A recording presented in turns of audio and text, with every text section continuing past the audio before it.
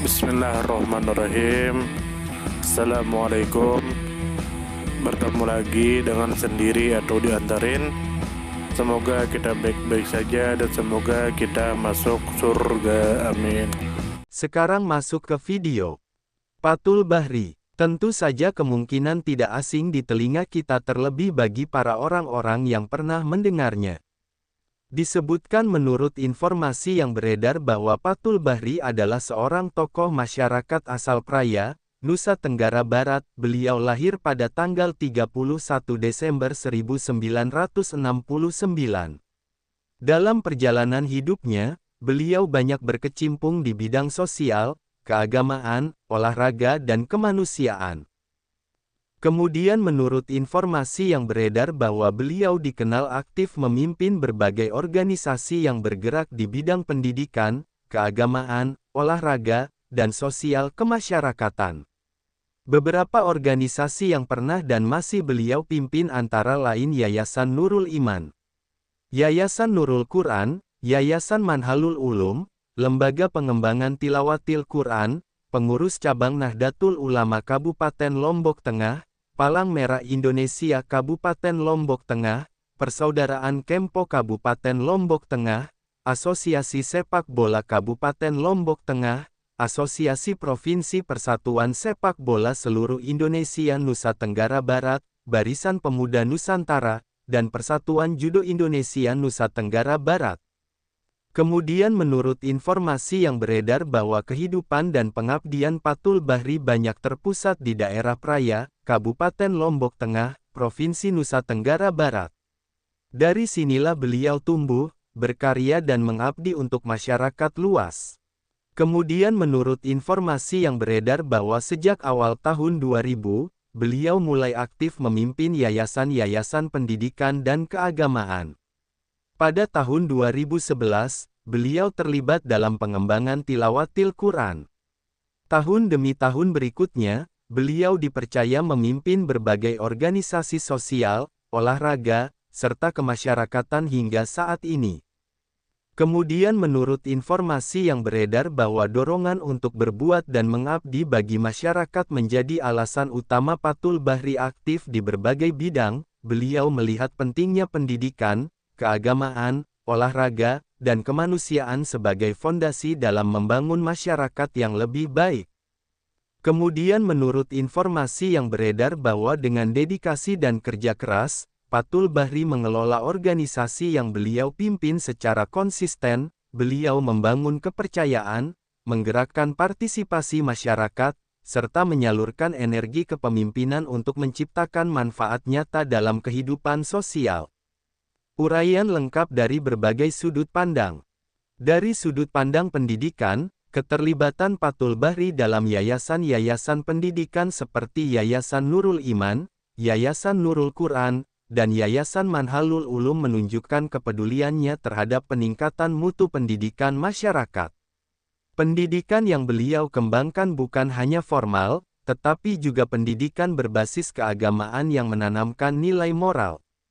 Dari sisi keagamaan, kiprahnya dalam Lembaga Pengembangan Tilawatil Quran dan kepemimpinannya di Nahdlatul Ulama Kabupaten Lombok Tengah memperlihatkan usaha untuk menjaga tradisi keagamaan, mengembangkan pemahaman spiritual, serta melestarikan nilai-nilai Islam yang moderat.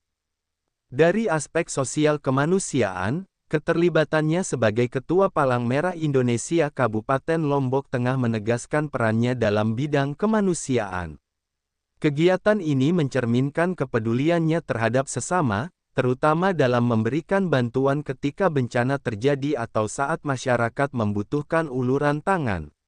Dari sudut pandang olahraga, keaktifannya dalam organisasi Kempo, judo, dan sepak bola menggambarkan bahwa beliau melihat olahraga bukan hanya sebagai ajang prestasi, melainkan juga sebagai sarana pembentukan karakter, kesehatan, dan persatuan masyarakat.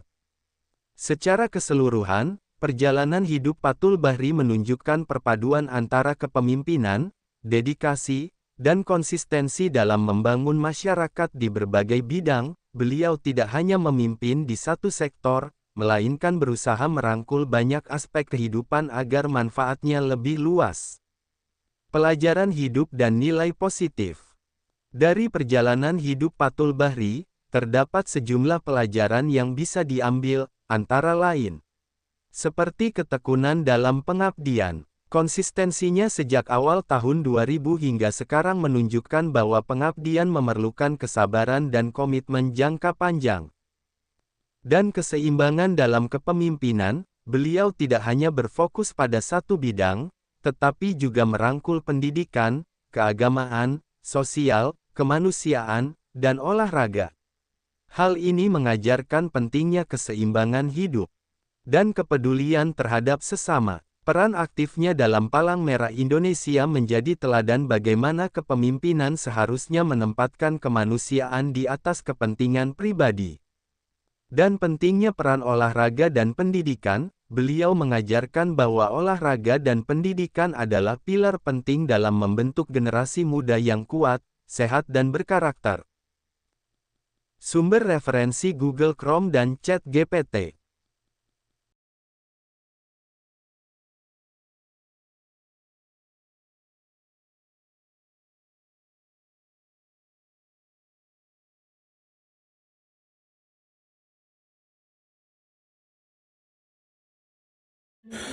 Tentu kita tahu bahwa dalam setiap perjalanan hidup selalu ada saat ketika diri kita merasa lelah, goyah, bahkan ingin menyerah.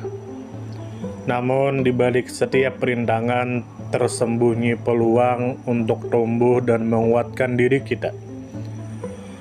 Hari ini adalah kesempatan baru, saat yang tepat untuk kembali menyusun niat, memperbaiki langkah, dan meyakini bahwa setiap tetes usaha tidak akan pernah sia-sia. Bangkit bukan karena tidak pernah jatuh, tetapi karena memilih untuk tidak tinggal dalam kejatuhan.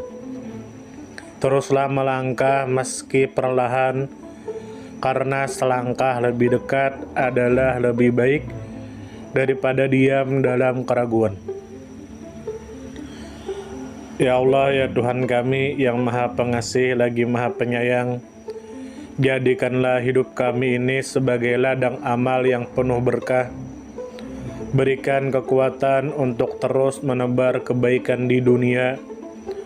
Anugerahkan kemudahan dalam menghadapi segala ujian, dan karuniakan akhir kehidupan yang baik.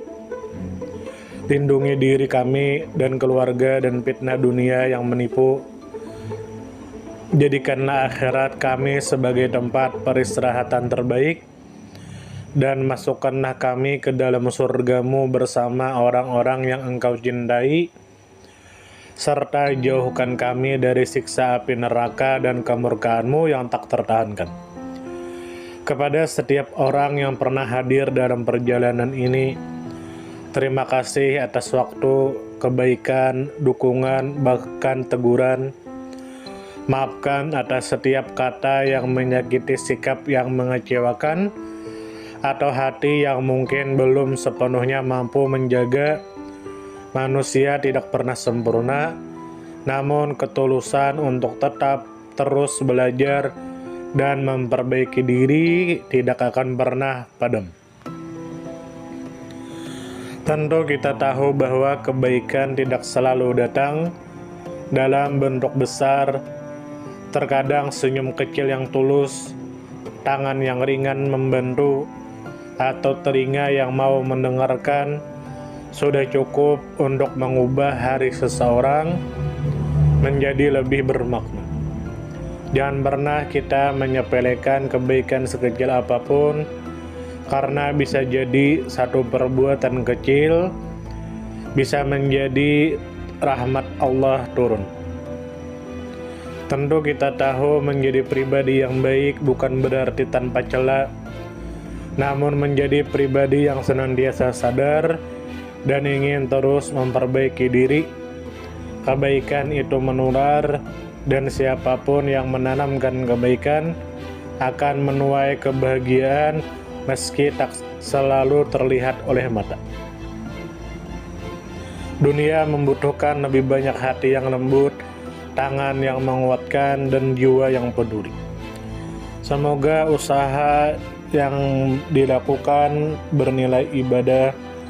Semoga hidup kita menjadi pemberat amal baik, dan semoga kelak ketika dunia telah kita tinggalkan, nama yang tertinggal bukan hanya sekedar dikenang, tetapi menjadi doa yang terus mengalir karena kebaikan yang tidak pernah berhenti untuk ditanam. Terima kasih banyak. Mohon maaf jika ada salah. Silahkan jika suka ditekan tombol like, silahkan share, dan jika ingin memberikan saran dan komentar, silahkan komen.